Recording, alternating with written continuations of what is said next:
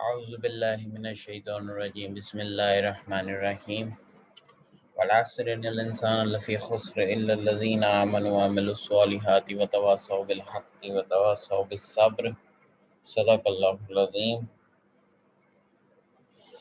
Dear students, welcome to today's session and आज थोड़ा सा पिछला लेक्चर रिवाइज कर लेते हैं। We were discussing about the problem statement और उसके बाद हम एक रिसर्च डिज़ाइन के ऊपर बात कर रहे थे कि पूरी जो रिसर्च का डिज़ाइन है वो हम डिस्कस कर रहे थे यहाँ पर। तो we start from the problem statement और प्रॉब्लम स्टेटमेंट के बाद हम लोग डिफाइन करते हैं रिसर्च स्ट्रेटजीज। ये हमने लास्ट टाइम डिस्कस की थी कि एक्सपेरिमेंट रिसर्च कौन सी होगी, ऑब्जर्वेशन है, केस स्टडीज है, ग्राउंडेड थ्योरी है, एक्शन रिसर्च और मिक्स मेथड्स यूज़ किए गए हैं। उसके बाद रिसर्चर की इंटरफेरेंस कितनी होगी, मिनिमल इंटरफेरेंस होगी या फिर वो डाटा को मैनिपुलेट कर सकता है। ठीक है। जब इवेंट्स को स्टडी किया जाए, कोई ऑब्जर्वेशन को स्टडी किया जाए, किसी स्टडी का पार्ट बना जाए, तो वहाँ पर जो है रिसर्चर वेरिएबल्स को एज सच जब किसी इवेंट को स्टडी करता है तो इवेंट जैसे अकर होते हैं वैसे ही उसको रिपोर्ट करने पड़ते हैं। जब वो कॉज एंड इफेक्ट देख रहा होता है वह तब वो मैनिपुलेशन थोड़ी सी कर सकता है सिचुएशन के अंदर, मतलब कुछ वेरिएबल्स को वो कंट्रोल कर सकता है और कुछ को वो जो है टेस्ट कर सकता है आपके एनालिसिस के मुताबिक, और वो डिपेंडेंट वेरिएबल और इंडिपेंडेंट वेरिएबल के दरमियान रिलेशनशिप को थोड़ा सा वो कुछ वेरिएबल्स को कंट्रोल करके भी मैनिपुलेट कर सकता है। स्टडी सेटिंग में कंट्रीव नॉन कंट्रीव की बात की थी। उसके बाद यूनिट ऑफ एनालिसिस में स्टडी सेटिंग में ये तो कंट्रीव्ड हो सकती है, नॉन कंट्रीव हो सकती है। उसके बाद यूनिट ऑफ एनालिसिस में आपके जो रिस्पोंडेंट्स हैं या जिनके ऊपर आप स्टडी कर रहे हो, ये भी होता है जिन जगहों पर या जिन ऑर्गेनाइजेशंस पे स्टडी कर रहे हो वो आपने बयान करनी होती है अपने रिसर्च डिज़ाइन में। Like you are studying on individuals, और इंडिविजुअल्स कौन से हैं, एम्प्लॉयज़ हैं, ऑनर्स हैं, किन को कर रहे हैं, डे एड्स को, रिलेशनशिप्स को देख रहे हो।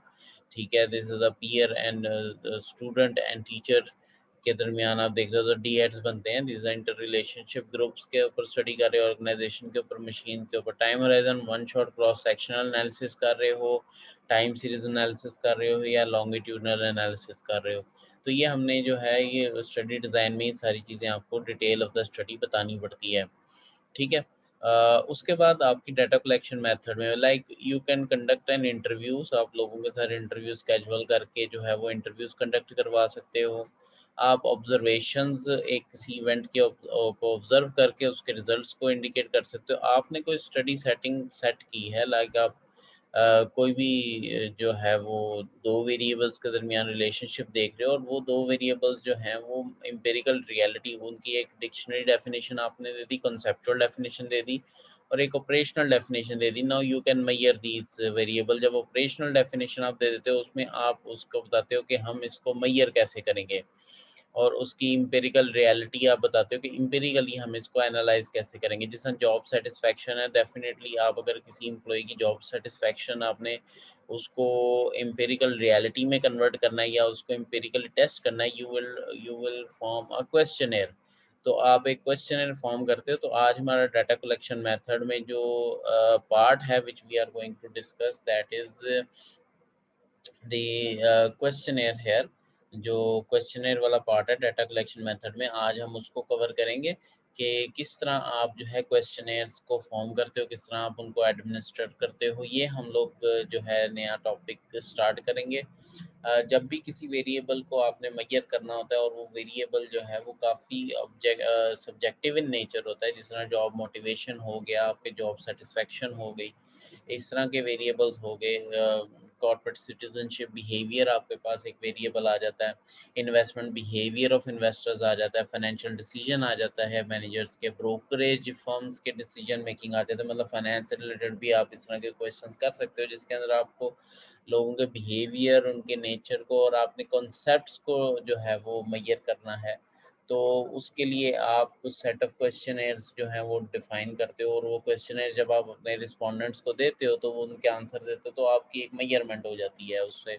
आप एक डाटा कलेक्ट कर लेते हो, जॉब सैटिस्फैक्शन से रिलेटेड, मोटिवेशन से रिलेटेड, परसीव्ड सक्सेस से रिलेटेड आप क्वेश्चंस बनाकर वो अपने रिस्पोंडेंट को दे देते हैं, और वो रिस्पोंडेंट उनके आंसर जो है वो आपको प्रोवाइड कर देता है। So we are talking about the administering the questionnaires। आप जो questionnaires अपने respondents से पूछते हैं, वो questionnaires को आपने administer कैसे करना है, questionnaires को आपने बनाना कैसे है।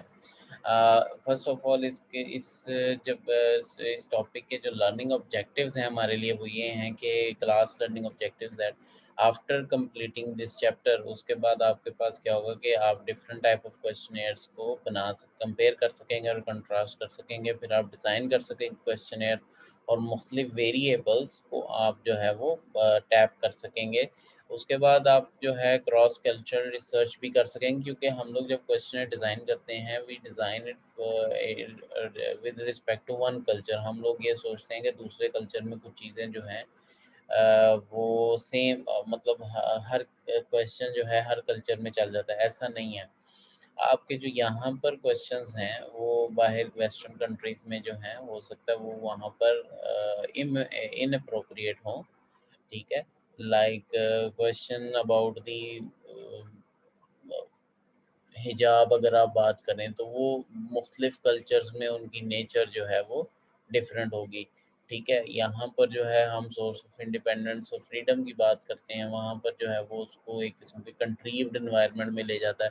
So that is different cultures की आपके पास रिसर्च आ जाती है, और उससे रिलेटेड आपके पास क्वेश्चन आ जाते हैं। तो क्रॉस क्वेश्चन जब आप ये चैप्टर पूरा करेंगे, तो उसके बाद आपको ये पता लगेगा क्रॉस कल्चरल आपके क्वेश्चंस जो हैं वो डिफरेंट होंगे, आपने डिफरेंट वे में पूछने हैं।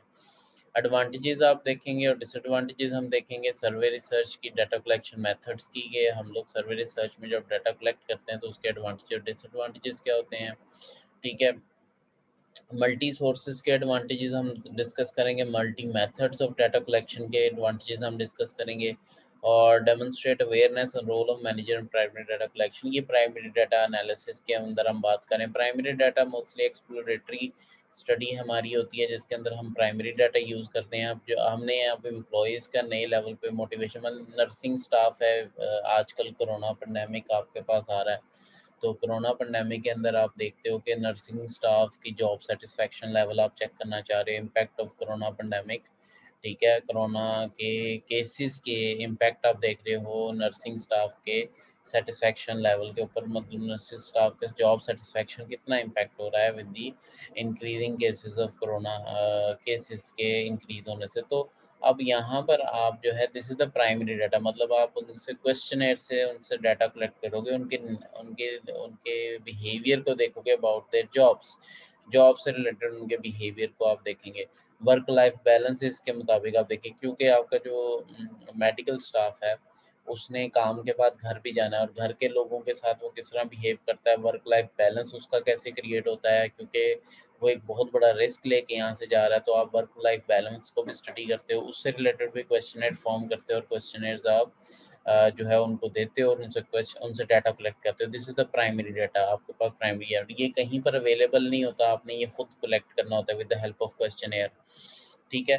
इसके अगेंस्ट एक सेकेंडरी डाटा होता है, जिसको आप जो ऑलरेडी वेबसाइट पे अवेलेबल है, जिस तरह मैंने आपको कोरोना केसेस की बात की। अब आप कहते हो कि जी जिन दिनों में कोरोना केसेस बहुत ज़्यादा हाई थे, लाइक द परसेंटेज जो टेस्टिंग के बाद परसेंटेज है दैट इज़ अबव 5%, तो उन दिनों में, और ये डाटा जो है ऑलरेडी वेबसाइट्स के ऊपर अवेलेबल है और लिस्टेड है। These are the second data, वहाँ से आपने ये डाटा लेना है और उसका एनालिसिस कर देना। हम मोस्टली फाइनेंस के अंदर मैनेजमेंट स्टडीज़ जो होती हैं, हमारे मैनेजमेंट के टॉपिक्स जो होते हैं, उसके अंदर मोस्टली प्राइमरी डाटा एनालिसिस हम यूज़ करते हैं, और फाइनेंस के जो सब्जेक्ट्स हैं, फाइनेंस, इकोनॉमिक्स, इसके अंदर ऑलरेडी जो अवेलेबल डाटा होता है, रिपोर्टेड डाटा होता है, उसको इस्तेमाल करते हैं।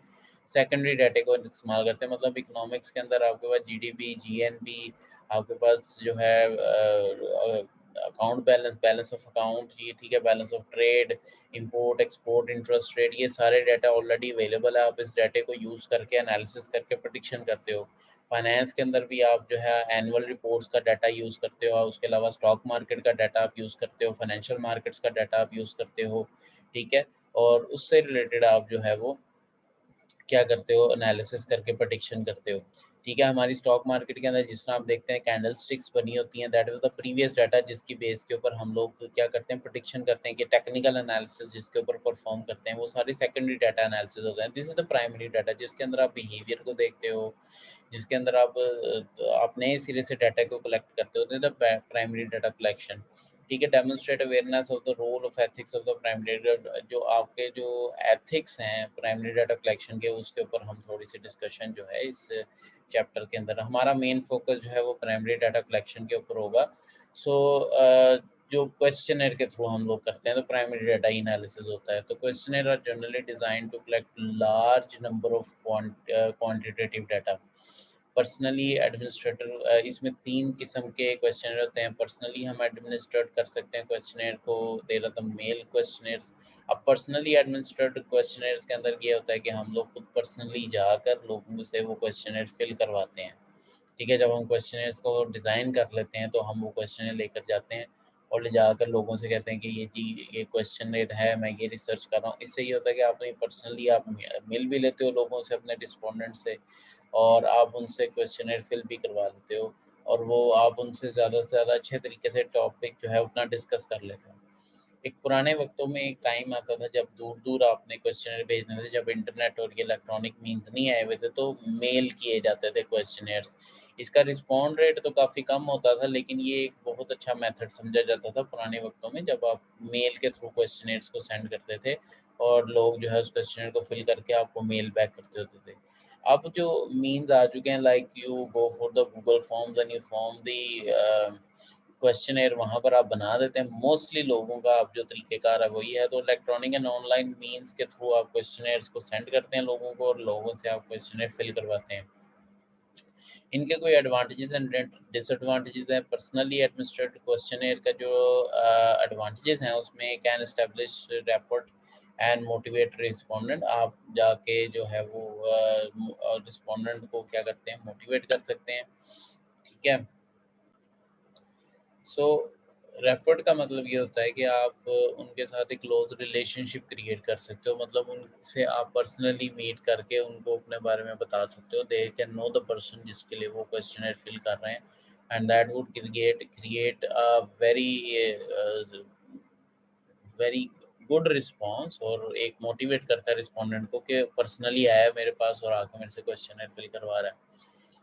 डाउट्स कैन बी क्लैरिफाइड, जिस तरह ही आप पर्सनली मिल रहे हैं आप क्वेश्चनर के बारे में उनको समझा सकते हैं, कोई उनको कन्फ्यूजन है, एम्बिग्विटी, आप उसके बारे में उनको बता सकते हैं। These are the less expensive administrator, जो है ये when administrator administered to the groups and respondent, ये एक्सपेंसिव नहीं रहता इतना। 100% रिस्पॉन्स रेट भी मिल सकता है इसके अंदर, अगर आप जिस जिस बंदे के पास जाएंगे उससे पर्सनल मिलेंगे तो वो आपको उसका रिस्पॉन्स करके दे देगा। ठीक है, anonymity of the respondent is high. आप उसके अंदर अगर रिस्पोंडेंट को एनोनिमस रखना है वो भी आप रख सकते हैं। इसके डिसएडवांटेजेस ये हैं कि समटाइम ऐसा है कि जब हमारा रैपर्ड क्रिएट हो जाता है अपने रिस्पोंडेंट्स के साथ, तो हो सकता है कि हम उनको कंपेल कर लें कि वो जो आंसर्स हैं वो अकॉर्डिंग टू रिसर्चर्स कर दें, मतलब वो अपने बिलीव्स के बजाय रिसर्चर की बात सुन के उसके मुताबिक आंसर करते हैं, तो बायसनेस जो है वो इंक्रीज़ हो सकती है।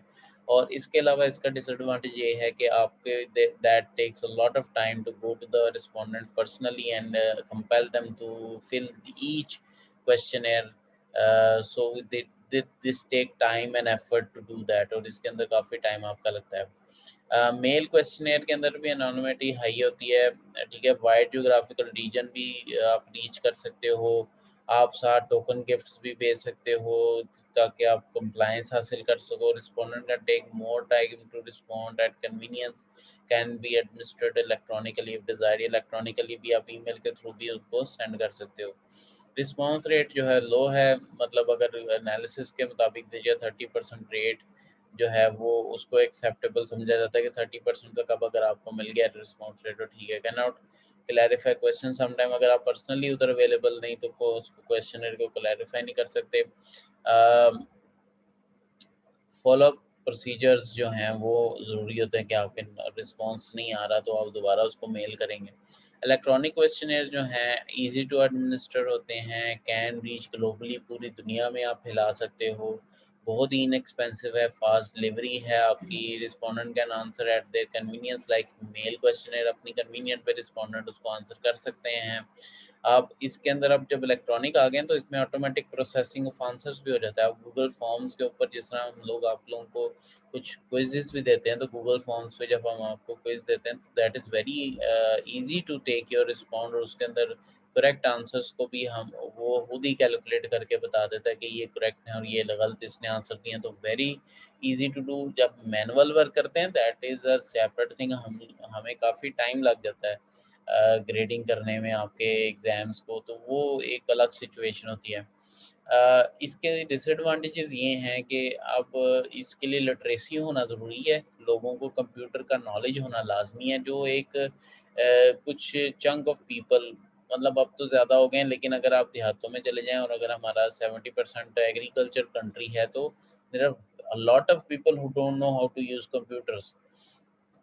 And there are lot of people जो काफ़ी एज के हैं और जो सीनियर सिटीज़न हैं, जो अपना पेपर वर्क से निकल के आए हैं और वो इतने सीनियर हैं, एक्सपीरियंस बहुत ज़्यादा, लेकिन उनको कंप्यूटर लिटरेसी नहीं है, क्योंकि जिस तरह के कंप्यूटर सॉफ्टवेयर अब आ गए हैं, young generation is more prone towards that, but the elderly people are not prone towards that, और उसके अलावा भी काफ़ी लोग जो हैं वो उसमें सैम्पलिंग इश्यूज़ आ जाते हैं इसके अंदर सैम्पलिंग के मतलब आपने अगर ग्लोबली पूरी दुनिया को टारगेट करना है, तो उसके अंदर आप पॉपुलेशन कौन-सी ले रहे हैं, सैंपल कौन-सा ले रहे हैं। ये सैंपल एंड पॉपुलेशन जो है, ये अभी थोड़ा एम्बिगुअस लगेगा, लेकिन आगे जाके हम जब इसको क्लियर करेंगे सैंपलिंग टेक्नीक्स को, तो आप लोगों को काफ़ी अंदाज़ा हो जाएगा। अभी तक के लिए इतना ही है कि लाइक अगर हमारे पास दैट इज़ पूरे पाकिस्तान का मैंने अगर एनालिसिस करना है, तो मैं पूरे पाकिस्तान के हर एक बंदे का कंसेंसस तो पूरे पाकिस्तान का होता है, मैं हर एक बंदे का जॉब मोटिवेशन नहीं चेक कर सकता। तो मैं उसमें क्या करूँगा, उस पॉपुलेशन का कुछ पार्ट जो है वो एक्सट्रैक्ट कर लूँगा, और उस पार्ट के वो जो पार्ट मैं एक्सट्रैक्ट करूँगा, आई मेक श्योर कि ये जो पार्ट है ये पूरे पाकिस्तान को रिप्रेज़ेंट कर रहा है। ठीक है? और फिर उस सैंपल के ऊपर मैं एनालिसिस कर दूँगा। It's like you are all the class, you want to talk to me, but you all will talk differently, और आप सब अगर बात करेंगे तो वो एक किस्म का फस क्रिएट हो जाएगा। So what you select the sample of students which represent all of you, और आप वो मैसेज जो है वो कन्वे करवा देते हो, like CR and GR, you select these people, और वो अपना मैसेज, तो ये एक पॉपुलेशन में से, एक पूरी पॉपुलेशन में से कुछ सैंपल हम सेलेक्ट करते हैं जो पूरी पॉपुलेशन को रिप्रेजेंट करता है। उस सैंपल के ऊपर टेस्ट किया जाता है, और फिर वो जो टेस्ट अगर सक्सेसफुल हो जाता है, हम जनरलाइज़ कर देते हैं पूरी पॉपुलेशन में। इसकी एक और एग्ज़ाम्पल ऐसे होगी कि शुरू-शुरू में जब कोरोना की वैक्सीन आई, तो कुछ लोगों पर उन्होंने टेस्ट किए कि ये कैसे रिएक्ट करते हैं। जब वो टेस्ट कामयाब हो गए, then they applied generalize that vaccine towards all of the people, और फिर उन्होंने उस पर अप्लाई करना शुरू कर दिया।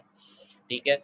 हाई नॉन रिस्पॉन्स आ जाता है, मतलब रिस्पॉन्स इतना हाई नहीं होता। सम टाइम ऐसा होता है कि जब आपका ज्योग्राफिकल एरिया बहुत ज़्यादा हो जाए, तो it is very difficult to generalize the finding, because कुछ रिस्पोंडेंट कहीं से आंसर दे रहे हैं, कुछ रिस्पोंडेंट कहीं से आंसर दे रहे हैं, तो वो जनरलाइज़ेबिलिटी उसकी थोड़ी कम हो जाती है।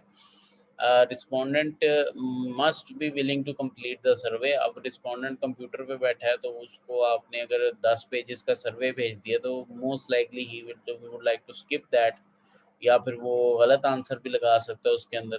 तो उसको विलिंगनेस उसकी होनी चाहिए, मोटिवेशन उसकी होनी चाहिए। पर्सनलाइज़्ड एडमिनिस्ट्रेटिव क्वेश्चंस के अंदर आप पर्सनली जाके उनसे क्वेश्चन करते हो, इसके अंदर थोड़ा-सा इश्यू आ जाता है।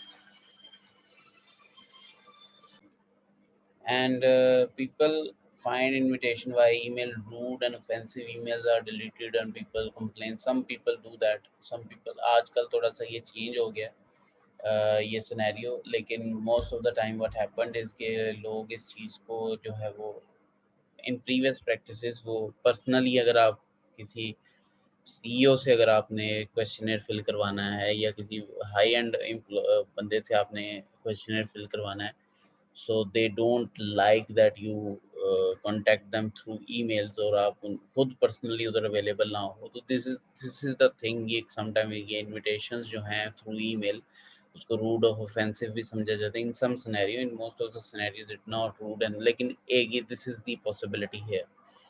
क्वेश्चनर को डिज़ाइन करने की कुछ गाइडलाइंस हैं कि प्रिंसिपल, सबसे पहले तो आपको गाइड करना चाह रहा हूँ on the basis of wording, कि आपने वर्डिंग कौन सी यूज़ करनी है क्वेश्चनर के अंदर। अगर आप क्वेश्चनर डिज़ाइन करते हो तो आप उसके ऊपर वर्डिंग कौन सी यूज़ करोगे। Purpose of the question, content and purpose of the questions, like आप का क्या पर्पस है क्वेश्चन का। सब्जेक्टिव फीलिंग्स आप पता करना चाह रहे हो लोगों की, या उसके ऑब्जेक्टिव फैक्ट्स का अंदाज़ा लगाना चाह रहे हो।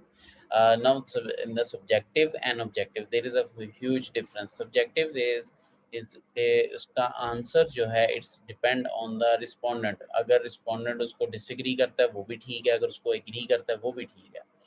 ठीक है, that is up to the respondent. Like I said to the person that rate this person how is dressing, और आपको एक टाइम है कि 1 to 10 आपने इसको रेट करना है कि इसके इसके ये ड्रेसिंग कैसी करता है। मैं कहता हूँ 9 out of 10। It is my subjective opinion, तो ठीक है, मैं ठीक कह रहा हूँ। अगर वो कहती नहीं जी I think 4 out of 10, no this is his subjective opinion, वो भी ठीक है। And there is certain question which are on objective facts, these are determined on the basis of objective facts, और objective facts जो हैं वो change नहीं होते, और उसके पर्सन टू पर्सन ओपिनियन भी मैटर नहीं करता उसके अंदर। लाइक अगर हम रिस्पोंडेंट से पूछें आपका एजुकेशन लेवल कितना है, तो वो बताएगा जी मेरा एजुकेशन लेवल जो है वो है लाइक बीए किया हुआ है, बीकॉम किया हुआ है, जो भी है 16-14 years of education, 16 years of education या 18 ईयर्स ऑफ एजुकेशन। ये सारी चीज़ें जो है रिस्पोंडेंट की ये फिक्स हैं, this are objective facts. Like as अगर आप रिस्पोंडेंट की पूछ रहे हैं, दिस इज ऑब्जेक्टिव वेरिएबल। ठीक है, तो ये जो है डायरेक्ट आंसर्स हैं इसके, इसके आज सच कोई इसके अंदर ओपिनियन नहीं है। सब्जेक्टिव नेचर्स के जो क्वेश्चंस हैं उसके अंदर आप रिस्पोंडेंट के बिलीव्स, उसके परसेप्शन, उसके एटीट्यूड को मेजर करते हो, और इसके अंदर आप मुख्तलिफ डायमेंशन, जो एलिमेंट्स एंड डायमेंशंस हैं, जो कंसेप्ट के एलिमेंट्स और डायमेंशन, जैसा जॉब सेटिस्फैक्शन के एलिमेंट्स एंड डायमेंशंस की बात की थी, मोटिवेशन के एलिमेंट्स एंड डायमेंशंस की बात की थी। जो एलिमेंट्स एंड डायमेंशंस जो हैं किसी भी कॉन्सेप्ट के, वो सब्जेक्टिव नेचर के होते हैं, उनको सब्जेक्टिव क्वेश्चंस के थ्रू आप जो है सब्जेक्टिव फीलिंग्स के थ्रू आप मेजर करते हो और उनको नंबर असाइन करते हो।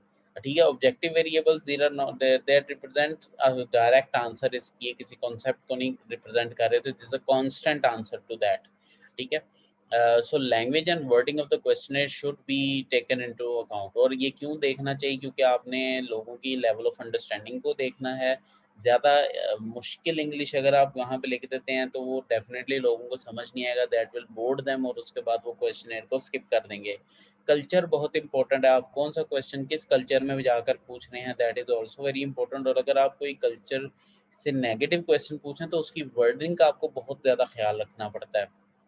Structure, attitude, perceptions of the respondent लाजमी इसको अंडरटेक करना है before forming a questionnaire, questionnaire को बनाने से पहले। सो टाइप्स ऑफ क्वेश्चंस के अंदर आपके पास आ जाता है सबसे पहले open ended question and close questions. ठीक है, ओपन एंडेड क्वेश्चंस जो हैं, these are open ended questions are the questions allow respondent to answer them in any way they choose. ठीक है, सो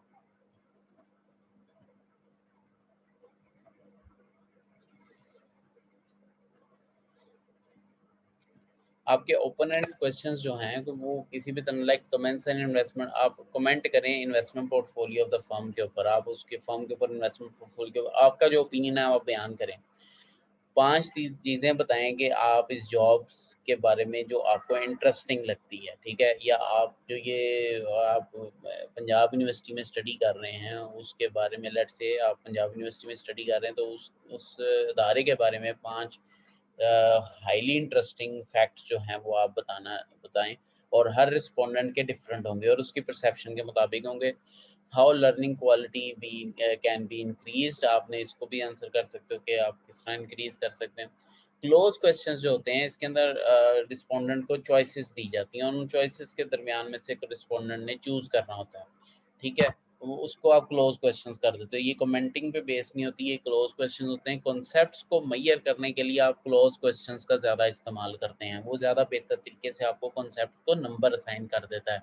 ठीक है, ठीक है, either you are satisfied with your job, assign a number 1 to 5, 5 is highly satisfied, 1 is dissatisfied। आप कहते हो जी 3 मतलब न्यूट्रल, हाँ ठीक है, सेटिस्फाई भी हूँ, डिससेटिस्फाई भी हूँ। ठीक है, 4 सेटिस्फाइड, ठीक है जी, हाँ सेटिस्फाई हूँ, हाईली सेटिस्फाइड, बहुत ही ज़्यादा सेटिस्फाइड हूँ, मैं तो इस जॉब को कभी भी नहीं छोड़ के जाऊँगा। No, this is the This is the close-ended questions. So give a list of the customers, मतलब ask the respondent to make choices among the set of alternatives given by the researcher. इसके अंदर क्या किस्म का, ये तो मैंने आपको लिकर्ट स्केल वाला क्वेश्चन बताया ना, लिकर्ट स्केल आपको बताऊंगा। लेकिन इसके अलावा we give list to the customer, customer को लिस्ट दे दें and select either they are satisfied with the services और not, starting from the highly dissatisfied, dissatisfied, neutral, satisfied और हाईली सेटिस्फाइड। तो आप उनको जो लिस्ट दे दें कस्टमर्स को, और वो देंगे जी मुख्तलिफ सर्विसेज बता दें, और बता देंगे whether customers are satisfied with that और नॉट। उसके बाद give 15 points list job satisfaction, कोई 15 पॉइंट्स आप फाइनलाइज करें किसी भी जॉब सेटिस्फैक्शन के, और उसमें एम्प्लॉय से कहें जी आप हाईली 3 ये पर्टिकुलर जॉब से related most 3 interesting things about the job आप सेलेक्ट कर लें इन 15 की लिस्ट में से। ये भी आपने अपने रिलेटेड एक बना दिया पॉइंट्स, और उसमें से जो रिस्पोंडेंट है उसको, जो एम्प्लॉयज़ हैं उसको कहा कि आप अपनी मर्जी से आप इनमें से 3 बेस्ट जो इंटरेस्टिंग फैक्ट्स हैं अबाउट योर जॉब, इनमें से आप 15 में से कोई सिलेक्ट करके आप बयान कर दें। 16वां आप उन्हें ऑप्शन नहीं देते, आप 15 तक उन्हें कह देते हैं जी आप सिलेक्ट करके बयान कर दें। ठीक है। Types and form of questions में आपके पास सबसे पहले जो आ जाते हैं positively and negatively worded question. Sometime जब हम क्वेश्चनर अपने रिस्पोंडेंट को देते हैं, तो रिस्पोंडेंट जब उसका आंसर करता है तो कुछ रिस्पोंडेंट नॉन सीरियस होते हैं, वो मतलब वो आपका क्वेश्चन फिल भी करना चाह रहे हैं लेकिन उनका दिल भी नहीं कर रहा। तो वो क्या करते हैं, वो 4 क्वेश्चन है ओके, लिकर्ट स्केल अगर आपने दिया है 1 हाईली डिससैटिस्फाइड और 5 जो है वो हाईली सैटिस्फाइड का वर्ड आपने यूज़ किया है, तो उसके अंदर आप 4 को सिलेक्ट करते जाते हैं। वो जो रिस्पोंडेंट है 4 को सिलेक्ट करता जाता है, सारे 4 सिलेक्ट कर लेता है कि सैटिस्फाइड सैटिस्फाइड सैटिस्फाइड, या न्यूट्रल को करता जाता है 3 3 3, इस तरह करके करता जाता है। तो उसके अंदर जो है वो या तो क्वेश्चंस को, क्वेश्चनर को आपको ज़ाया कर देना चाहिए। अदरवाइज़ अगर आपने रिस्पोंडेंट को एक्टिव रखना है तो उसको पता होना चाहिए कि इस क्वेश्चनएयर के अंदर कुछ पॉजिटिव क्वेश्चंस भी हैं, कुछ नेगेटिव क्वेश्चंस भी हैं। मतलब अगर कुछ क्वेश्चंस के आंसर हाईली सैटिस्फाइड हैं तो ठीक है, लेकिन कुछ क्वेश्चन के आंसर अगर हाईली सैटिस्फाइड लिखता हूँ तो वो जॉब सेटिस्फेक्शन के खिलाफ, जो तो वो मेरे खिलाफ जाएगा, तो उसमें हाईली डिससैटिस्फाइड लिख के आपका पॉजिटिव आंसर होगा। सो फॉर एग्जांपल यहाँ पे मैं आपको बता देता हूँ, तो मैयर द परसीव सक्सेस, एक वेरिएबल हम देख रहे हैं परसीव सक्सेस का। परसीव सक्सेस का वेरिएबल मैं मैयर कर रहा हूँ, और उसके लिए मैंने क्वेश्चन पूछा है अपने जो है वो एक एम्प्लॉई से मैंने क्वेश्चन पूछा है, वो ये है जी, आई फील, अब ये एम्प्लॉई के बारे में है, एम्प्लॉई से क्वेश्चन पूछा जा रहा है, I feel I have been able to accomplish a number of different things in my job. ठीक है, अब परसीव सक्सेस का मतलब ये है कि आप किस तरह एक सक्सेस को परसीव करते हो कि मैं सक्सेसफुल हूँ। तो उसके अंदर वो पूछ रहा है कि आप परसीव सक्सेस, आई फील, मैं ये सोचता हूँ कि मैं काफ़ी चीज़ें अकॉम्प्लिश कर रहा हूँ अपनी जॉब में। हाँ जी, this is the major of perceive success. ठीक है, हाईली एग्री, हाँ जी ठीक है, परसीव सक्सेस की ये डेफिनेशन हो सकती है, हाँ जी हम ऐसे ही काम कर रहे हैं कि हम अपनी जॉब पे काफ़ी चीज़ों को अकॉम्प्लिश कर रहे हैं। तो this is lead to the perceive success, highly agree. ठीक है जी। अब आगे एक क्वेश्चन मैं दूसरा पूछता हूँ, I do not feel I am very effective in my job ना। अगर यहाँ पर वो सिर्फ हाईली एग्री को क्लिक करता जा रहा है और इधर भी हाईली एग्री को क्लिक कर देना, this is a negative answer. अब यहाँ पे नेगेटिव क्वेश्चन का मतलब ये है कि अगर मैं हाईली एग्री कर लेता हूँ तो आई एम परसीव सक्सेस को मैं गलत परसीव कर गया हूँ। मतलब परसीव सक्सेस तो मैं कह रहा हूँ I do not feel I am very effective in my job. अब उसने कहा जी हाँ जी this is highly agree, this is the perceive success, कि अगर मैं इफेक्टिव नहीं हूँ तो this is the perceive success. तो ये एक किस्म का नेगेटिव क्वेश्चन था। इसमें अगर वो हाईली डिसएग्री को क्लिक करेगा या डिसएग्री को क्लिक करेगा, डिसएग्री को चेक करेगा, तो उस सूरत में ये होगा कि हाँ जी दिस इज परसीव सक्सेस, वाकई कि मैं डिसएग्री करता हूँ कि मैं नहीं, ऐसी बात नहीं है, कि मैं ये फील करता हूँ कि अगर आप अपनी जॉब में ज़्यादा इफ़ेक्टिव हैं, आप उसको इफ़ेक्टिवली परफॉर्म कर रहे हैं, तो this is the perceived success. ठीक है, तो इसमें अगर हाईली डिसएग्री आंसर होगा तो वो ठीक आंसर होगा, हाईली एग्री आंसर बिल्कुल ठीक नहीं होगा। तो अपने क्वेश्चनर को जब आपने बनाना है तो उसके अंदर पॉजिटिव नेगेटिव वर्डेड क्वेश्चंस को आपने डालना होता है, ताकि जो आपका रिस्पोंडेंट है वो अटेंटिव रहे, और उसको जब वो क्वेश्चनर को फिल करे तो फिर वो उसका प्रॉपरली फिल करे, उसके अंदर जो है वो उसको ही एक सीक्वेंस से जो है वो सीरियस ले उन क्वेश्चंस को। ठीक है, इसके अलावा जो टाइप्स ऑफ क्वेश्चंस में आप सबसे पहले तो हमने टाइप्स ऑफ क्वेश्चंस में देखा पॉजिटिवली या नेगेटिवली वर्डेड क्वेश्चंस को हमने देखा। अब हम आगे आ जाते हैं जी double barrelled questions. Double barrelled questions के अंदर this is the question type of question जिसके अंदर आप एक ही क्वेश्चन के अंदर 2 या 3 क्वेश्चंस पूछ लेते हैं, मतलब the question that lends itself to different possible responses to its sub parts. इसके सब पार्ट पढ़ सकते हैं, तो इसको आप डबल बैरल कह देते हैं क्वेश्चन। ठीक है, तो such question should be avoided and 2 और मोर सेपरेट क्वेश्चंस को आप इसके अंदर लिख सकते हो। इसकी एग्जांपल है जी, do you think there is a good market for the product, ठीक है, and that it will sell well.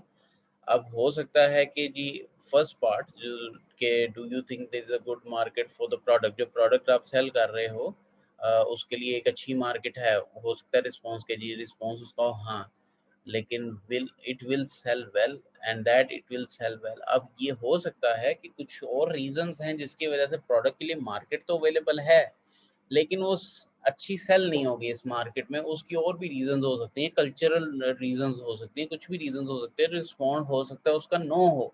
लेकिन यहाँ पर ये double barrel, no this is the double barrel questions. आप इसके अंदर इसके 2 क्वेश्चंस बना सकते थे। एक तो आप कह सकते थे do you think there is a good market for the product, के इस प्रोडक्ट के लिए अच्छी मार्केट है, और आप एक और क्वेश्चन बना रहे do you think that this product will sell well in this market, तो ये एक अलग से क्वेश्चन हो जाना था। ठीक है, तो ये आपका क्या हो जाता है डबल बैरल क्वेश्चन। इनको अवॉइड करना है आपने।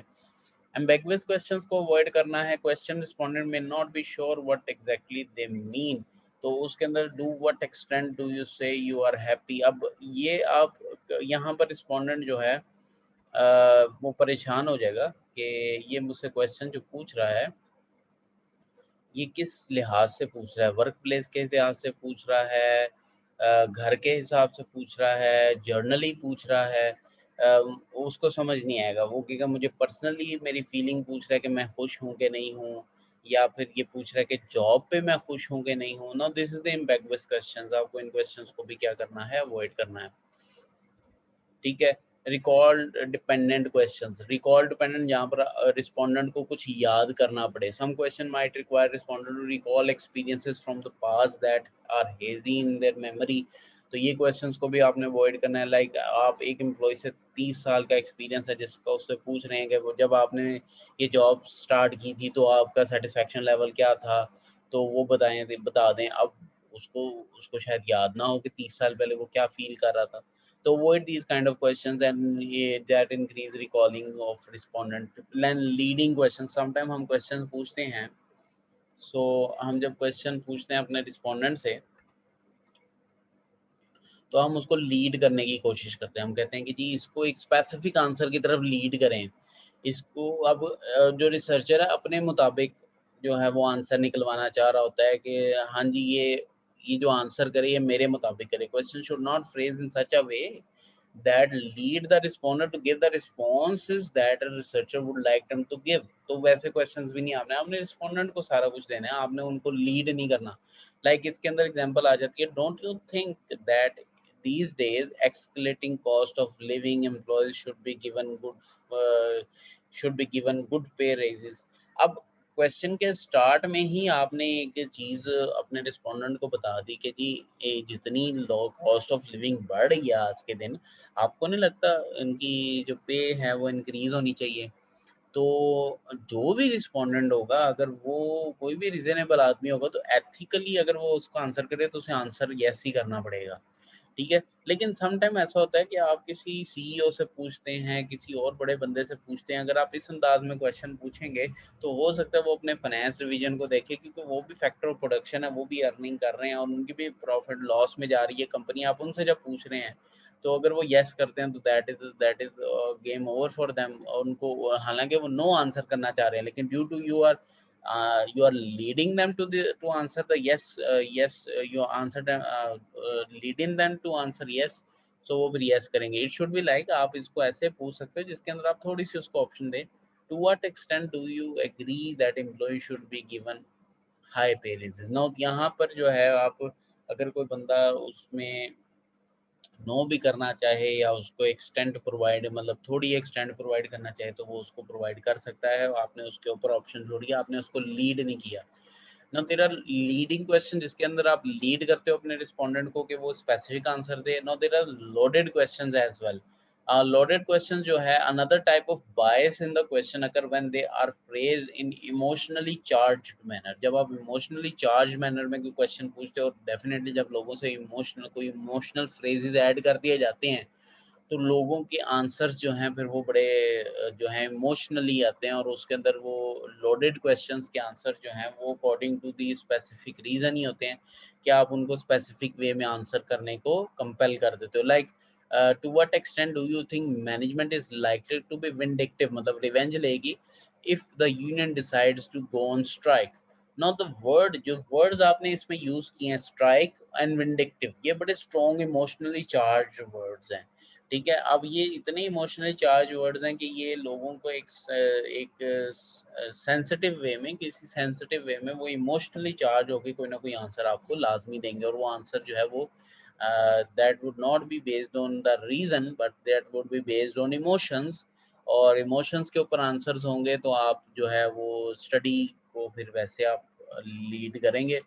तो आपका जो स्टडी का मेन पर्पस है वो ये है कि आप एम्प्लॉय से पूछना चाह रहे हैं कि एम्प्लॉयज फेवर ऑफ स्ट्राइक हैं कि नहीं। स्ट्राइक क्रिएट फियर, एक जो विंडिक्शन है वो भी एक किस्म का फियर क्रिएट करता है और स्ट्राइक भी एक किस्म का फियर क्रिएट करता है। लेकिन आप इमोशंस नहीं क्रिएट करना चाह रहे। आप उनसे ये पूछें कि आप स्ट्राइक की फेवर में हैं और to extend they fear adverse reaction if they go to the strike, और वो कितना वो सोचते हैं। अब आप उनके ऊपर छोड़ रहे हो कि आप इमोशनली, अब आप यहाँ पे विंडिक्टिव और ये सारी वर्ड्स जो हैं बड़े स्ट्रॉन्ग वर्ड्स आप नहीं यूज कर रहे कि आप इनका है कि एडवर्स रिएक्शन को वो फियर करते हैं if they go on a strike, अगर वो स्ट्राइक पे जाएंगे। पहले तो आप उनसे ये पूछेंगे कि क्या वो स्ट्राइक की फेवर में है या नहीं है, ठीक है।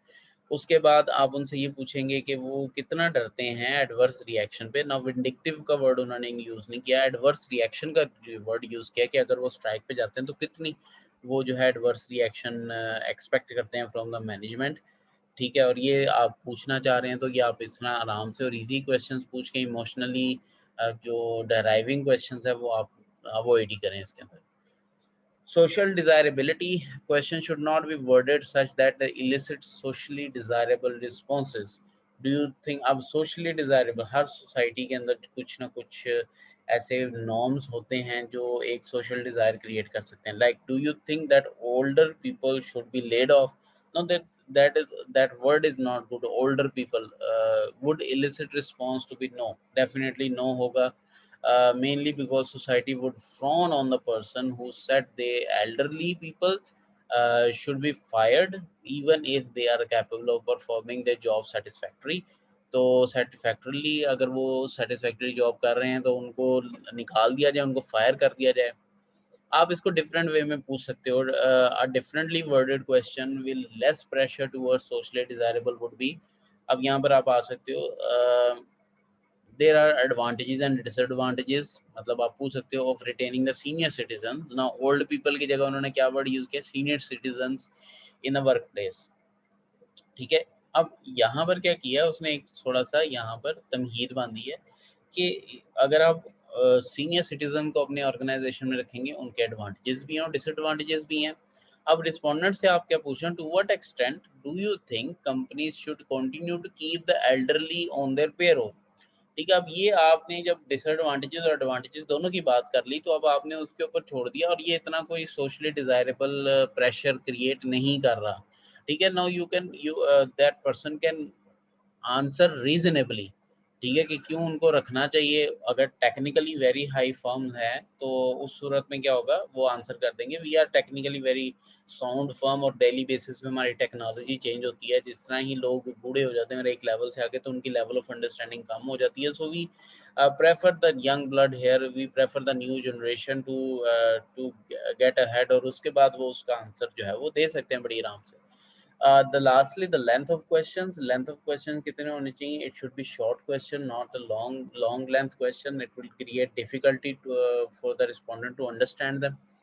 So as a rule of thumb, a question and statement of the questionnaire should not exceed 20 words.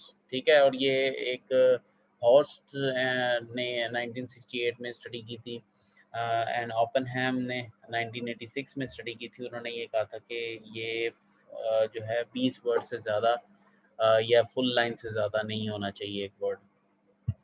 ठीक है, और उसके बाद हम प्रिंसिपल ऑफ वर्डिंग्स में आते हैं। अभी तो हमने किया ना, प्रिंसिपल ऑफ वर्डिंग में हमने किया जी कि आपके क्वेश्चनर्स किस तरह होने चाहिए, टाइप ऑफ क्वेश्चंस कैसे होने चाहिए, पॉजिटिव और नेगेटिव क्वेश्चंस भी होने चाहिए, डबल बैरल क्वेश्चंस को आपने अवॉइड करना है, एम्बिगुअस क्वेश्चंस को आपने अवॉइड करना है, रिकॉल डिपेंडेंस क्वेश्चंस आपने नहीं डालने, उसके अंदर आपने अपने रिस्पोंडेंट्स को लीड नहीं करना टुवर्ड्स स्पेसिफिक आंसर। आपने अपने रिस्पोंडेंट्स, आपने लोडेड क्वेश्चंस नहीं पूछने जिससे वो इमोशनली चार्ज होकर आपको आंसर दें। ठीक है, इमोशनली मोटिवेट होकर आपको आंसर दें। सोशली डिजायरेबल क्वेश्चंस आपने पूछने, आप पूछ सकते हो, लेकिन उसकी वर्डिंग आपने किस तरह रखनी है, that is important. Length of question किस तरह होना चाहिए। सीक्वेंस ऑफ क्वेश्चंस के अंदर सबसे ज़्यादा इम्पोर्टेंट चीज़ ये है कि आप क्वेश्चंस जब रिस्पोंडेंट से पूछें तो आप जो क्वेश्चन पूछे जर्नल नेचर के पहले क्वेश्चन पूछें to those that are more specific and from question that are relatively easy to answer, आप उनसे स्टार्ट करें और फिर आहिस्ता आहिस्ता आप जो है वो मुश्किल क्वेश्चंस की तरफ जाएं और ज़रा कॉम्प्लिकेटेड क्वेश्चंस की तरफ जाएं। पहले उनसे आसान क्वेश्चंस पूछें, फिर आगे उनसे थोड़े से मुश्किल क्वेश्चंस पूछें। इस तरह वो जो है वो सीक्वेंस ऑफ क्वेश्चंस आप फॉर्म करें। क्लासिफिकेशन डाटा और पर्सनल इंफॉर्मेशन, समटाइम हम रिस्पोंडेंट जो हमारे होते हैं उनसे हम उनके डेमोग्राफिक्स भी पूछते हैं, हम पूछते हैं उनके क्लासिफिकेशंस भी करते हैं। ज़रूरी अगर कुछ रिसर्च में अगर ज़रूरी है तो लाज़मी करें, आप उनकी क्लासिफ़िकेशंस लाज़मी करें, क्योंकि आपको मुख्तलिफ़ क्लासिफ़ाइड रिस्पोंडेंट का रिस्पोंडेंट विद डिफरेंट क्लासिफ़िकेशन आपको रिस्पॉन्सेज़ जब मिलते हैं तो उसके अंदर आपको काफ़ी इंटरेस्टिंग रिज़ल्ट्स भी मिलते हैं और उनको आप रिपोर्ट भी करते हो।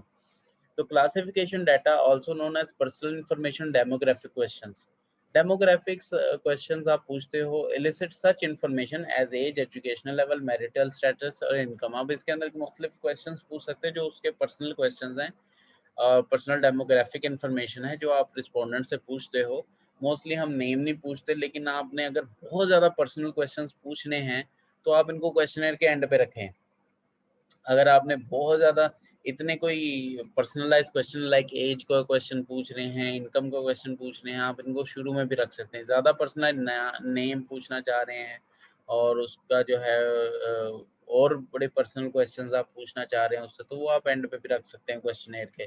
तो मोस्टली हम लोग जब इसको डिवाइड करते हैं तो हम क्वेश्चन के अंदर पूछते हैं कि एज, और एज उनके आ जाती है, हम उसमें ऑप्शन देते हैं अंडर 20, अगर वो 16 साल का है तो वो अंडर 20 पे क्लिक करता है, 25 साल का तो 20 टू 30 में क्लिक कर देता है, 31 टू 40 है तो 36 33 के लोग जो हैं वो 31 टू 40 में क्लिक कर देते हैं। तो ये हमारे पास क्लासिफिकेशन ऑफ रिस्पोंडेंट बनती जाती है।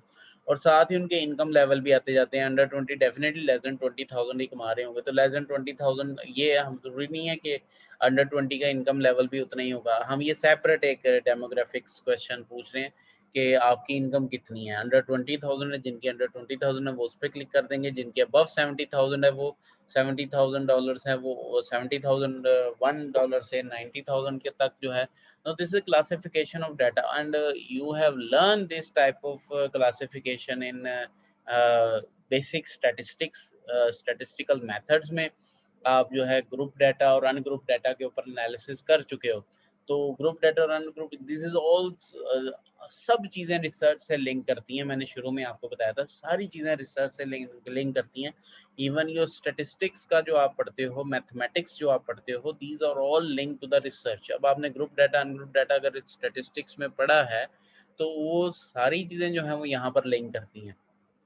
आप देखते हो कि जी कितने लोग 20 में आ रहे हैं, कितने लोग 31 से 40 में आ रहे हैं, आप उसके फ्रीक्वेंसी बना सकते हो, क्यूमुलेटिव फ्रीक्वेंसी बना सकते हो, एवरेज कैलकुलेट कर सकते हो कि एवरेज पीपल आर इन 20 या एवरेज पीपल आर 20 टू 30। ये सारी चीज़ें आप जो है वो कर सकते हो। फ्रीक्वेंसी, क्यूमुलेटिव फ्रीक्वेंसी, वो जो स्टैट्स में चीज़ें सीखी हैं वो यहाँ पर आप क्या कर सकते हो, इम्प्लीमेंट कर सकते हो।